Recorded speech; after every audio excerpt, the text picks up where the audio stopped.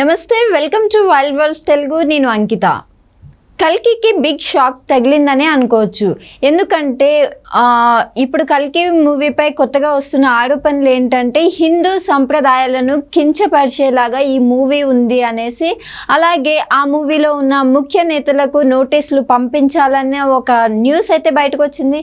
So అది అసలు ఎంతవరకు నిజం ఏంటన్న విషయం, సో ఈ టాపిక్ పై నాతో పాటు డిస్కస్ చేయడానికి సినీ క్రిటిక్ దాసరి విజ్ఞాన్ ఉన్నారు. ఆయనతో మాట్లాడే ప్రయత్నం చేద్దాం.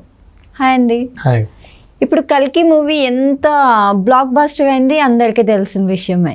సో మరి ఇప్పుడు చూస్తేనేమో కల్కి మూవీకి బిగ్ షాక్ తగిలింది అనేసి అంటున్నారు. ఇది చూస్తేనేమో అందరికీ నచ్చింది మూవీ. హిందూ సంప్రదాయ ప్రకారం ఇది చాలా, అంటే ఆ స్టోరీ కూడా చాలా మంచిగా తీశారు అనేసి డైరెక్టర్ అనేసి చాలా వ్యాఖ్యలు అయితే వచ్చినాయి. అయితే ఇప్పుడు చూసుకుంటే హిందూ సంప్రదాయాన్ని కించపరిచేలాగా ఉంది ఈ మూవీస్ అని ఒక వ్యాఖ్య అయితే బయటకు వచ్చింది. సో ఆ మూవీలో ఉన్న బడా హీరోలకి నోటీసులు పంపించాలని కూడా అంటున్నారు. ఇది ఎంతవరకు నిజం? ఉత్తరప్రదేశ్ పీఠాధిపతి ఆచార్య ప్రమోద్ అంట ఆయన పేరు. ఓకే.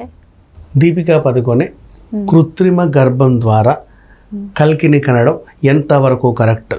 ఇది మా మనోభావాలు దెబ్బతిన్నాయి, మేము వెంటనే దీని మీద నోటీసులు జారీ చేస్తున్నాం, వీళ్ళందరూ నాకు సమాధానం చెప్పాలి. అందరూ అలా అలా నిలబడి ఇదండి మా సమాధానం అని నాకు అప్పుడు నేను సాటిస్ఫై అవుతాను.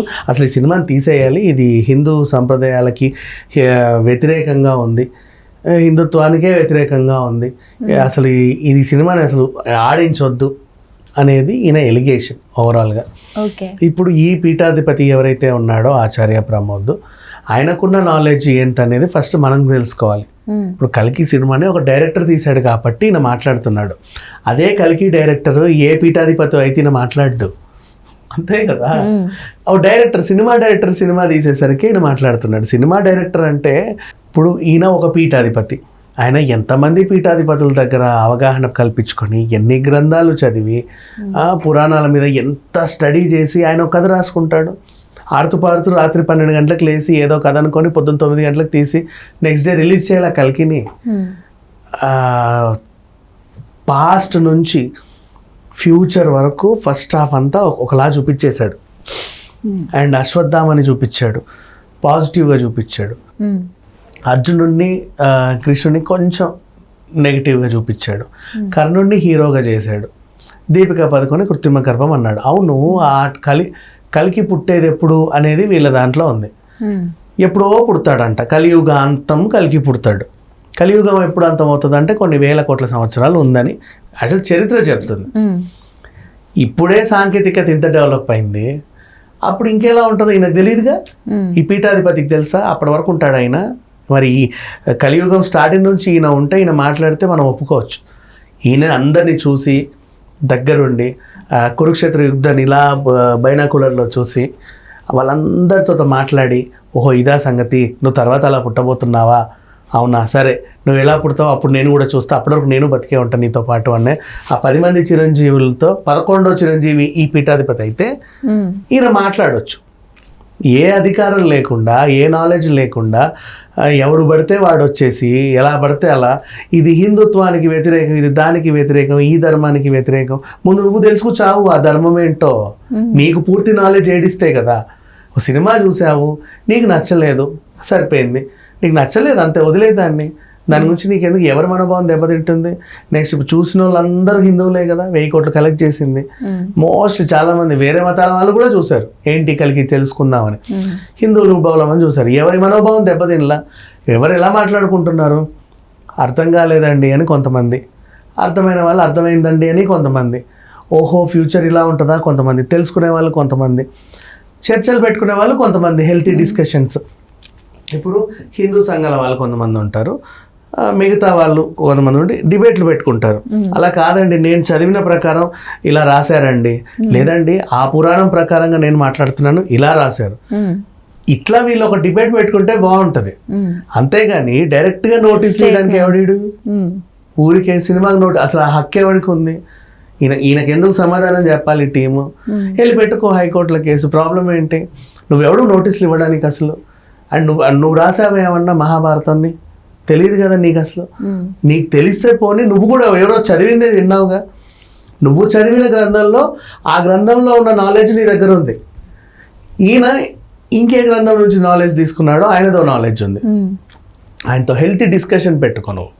సినిమాకి నోటీసులు ఎందుకు ఇస్తావు? ఎలా ఇస్తావు? ఏ అధికారంతో ఇస్తావు? ఏ అర్హతతో ఇస్తావు? అది మాట్లాడేది. సో ఇకపోతే స్టార్టింగ్ మన పద్మావత్ సినిమా కూడా వచ్చినప్పుడు అప్పట్లో అది మన దీపిక పదుకొనే మీద కాంట్రవర్సీ, ఇది దీపిక పదుకొనే కాంట్రవర్సీ కాబట్టి చెప్పాల్సి వచ్చింది. ఓకే. అప్పుడు పద్మావతిగా ఆమె చేసినప్పుడు పింగా కపూర్ ఈ సాంగ్ అనుకుంటానా, లేదు ఏం సాంగ్ అది, సాంగ్ నాకు సరిగ్గా సాంగ్ గుర్తు రావట్లా. దీపిక పదుకొనే నడుము కనపడింది అని చెప్పి గొడవ చేశారు మోస్ట్లీ. సాంగ్ లేదు, ప్రియాంక చోప్రాతో ఉండే song dual song, solo song ఉండేది దీపికకి. నడుము కనిపిస్తుందని చెప్పేసి కర్ణిసేన గొడవ చేశారు. వాళ్ళు గొడవ చేయడం అంటే ఏంటి, వాళ్ళు ఖండించాలి, లేకపోతే డిబేట్ చేసుకోవాలి, లేకపోతే ఇంకేదైనా చేసుకోవాలి. దీపిక తల నరికి తీసుకొస్తే 10 కోట్లు అంట. వాడెవడో అనౌన్స్ చేశాడు, అడ్రస్ లేనోడు. వాడికి అడ్రస్ ఉందని వాడు ఫీల్ అవుతాడు, కానీ వాడెవడో అడ్రస్ లేనోడు దీపిక పదుకొనే తల తీసుకొస్తే 10 కోట్లు ఇస్తా అని చెప్పాడు. ఇది అండ్ తర్వాత సినిమా చూసిన తర్వాత ఈ తల ఎక్కడ పెట్టుకోవాలో కూడా తెలియదు వాడికి. ఏమి చేయాలి, రాజ్పుతుల గురించి అవమానించేలా సినిమా తీశారు. నువ్వు చూసేవారా సినిమా? చూసి మాట్లాడు. చూడకుండా మాట్లాడే వాళ్ళు ఇలా ఉంటారు. సినిమా చూపిస్తే చూసి మాట్లాడే వాళ్ళు ఇలా ఉంటారు. ఇందులో అది ఉంది, ఇది ఉంది, ఇది ఇట్లా ఉంది, అట్లా ఉంది. అక్కడ ఒక లాజిక్ చెప్పాడు. ఏమని, మన అర్జునుడు లాగా మన విజయ్ దేవరకొండ చేసినప్పుడు, చూసావా నేను గుద్దితే ఆయన 10 అడుగులు వెనక్కి వెళ్ళాడు, ఆయన గుద్దితే నేను జస్ట్ 2 అడుగులే వెనక్కి వెళ్ళాను, ఇది నా బలం అని చెప్తాడు. శ్రీకృష్ణుడు దానికి ఒక నీట్ ఎనాలిసిస్ చేశాడు. ఏమని, నీకు జెండాపై కపిరాజు ఉన్నాడు, హనుమంతుడు ఎప్పుడు నీకు తోడుగా ఉన్నాడు, అంత కొండంత బలం హనుమంతుడు అంటే. నెక్స్ట్, చేతిలో బ్రహ్మదేవుడు ఇచ్చిన గాంధీవం ఉంది. అసలు నీ రథసారథిగా నేనే ఉన్నాను, సాక్షాత్తు లోకాలను పాలించే నేనే ఉన్నాను. ఇంతమంది నీ వెంట ఉండగా అతను నిన్ను తంటే నువ్వు 2 అడుగులు వెనక్కి వెళ్ళావు అంటే అతనెంత బలవంతుడు ఆలోచించు అని ఒక మాట చెప్పాడు. అవును కదా, నిజమే. సో కర్ణుడు హీరోనా, అర్జునుడు హీరోనా అనే ఒక సస్పెన్స్లో వీళ్ళు ముగించారు. బేసికలీ కర్ణుడికి ఆ శక్తి వస్తే ఆయన ఎక్కడికి వెళ్తాడు, ఏదో చేస్తాడని కూడా ఒకటి చూపించాడు. అండ్ అశ్వత్థామ కూడా కృష్ణుడికి యాంటీగా ఉంటూ తర్వాత అసలు కృష్ణుడే అశ్వత్థామని బతుకులాడుకుంటాడు, నాకు నువ్వే అండగా ఉండాలి ఆ యుగంలో అని చెప్పేసి. ఇలాంటి కొన్ని సీన్స్ ఈయన క్రియేట్ చేశాడు. అది లిబర్టీ అనుకున్నాడో లేకపోతే ఆయన చదివిన గ్రంథాల నుంచి వచ్చిందో తెలియదు. అది నిజమా కాదా అనేది నీకు తెలియదు కదా, ఎందుకంటే అప్పుడు నువ్వు లేవు, నువ్వు చూసావా, నీకు తెలియదు. నువ్వు చదివిన దాంట్లో అలా ఉంది, దాని ప్రకారంగా నువ్వు మాట్లాడుతున్నావు. నీకంత అభ్యంతరం ఉంటే ఆ గ్రంథం రాసిన ఆయన దగ్గరికి వెళ్ళి అడుగు. ఆయన ఉంటే నీ అదృష్టం బాగుండి, ఎవరైతే నువ్వు చదివిన గ్రంథాలు రాశారో ఆయన బతుకుంటూ వెళ్ళి ఆయన్ని అడుగు. లేదా ఆయన తాలూకు సంబంధించి వంశపారపర్యులు ఎవరైనా ఉంటే వాళ్ళని అడుగు. లేదా దాంట్లో నువ్వే అత్యంత ప్రావీణ్యుడివి అనేసి పీఠాధిపతి అని పేరు చెప్పుకున్నావు కదా, నీ సీనియర్లను అడుగు. వాళ్ళు లేదండి మేము చదివింది ఇదే అంటే, మరి ఆయన అలా తీశాడు కదండి అంటే, మరి ఆయన ఏ ఆధారంతో అలా తీశాడు, ఏ సోర్స్తో ఆయన అలా తీశాడో అది అడిగి తెలుసుకో. ఆ సోర్స్ నీకు కన్విన్సింగ్గా లేకపోతే అప్పుడు కాదండి నువ్వు లిబర్టీ తీసుకున్నావు, ఇలా హిందూ ధర్మాన్ని నీకు నచ్చినట్టుగా మలుచుకోవడం తప్పు అని అప్పుడు వ్యతిరేకించు. అయినా ఆయన ఒప్పుకోకపోతే నేను హిందూ ధర్మం నుంచి పోరాడుతున్నాను, ఈయన ఒప్పుకోవట్లేదంటే కోర్టుకి ఎక్కువ. ఇంత ఉంటుంది ప్రొసీజర్. ఎవడు పడితే వాడు వచ్చి సినిమా నా మనోభావం దెబ్బతినిందని కోర్టులో కేసేస్తే ఎవడు పట్టించుకోడు.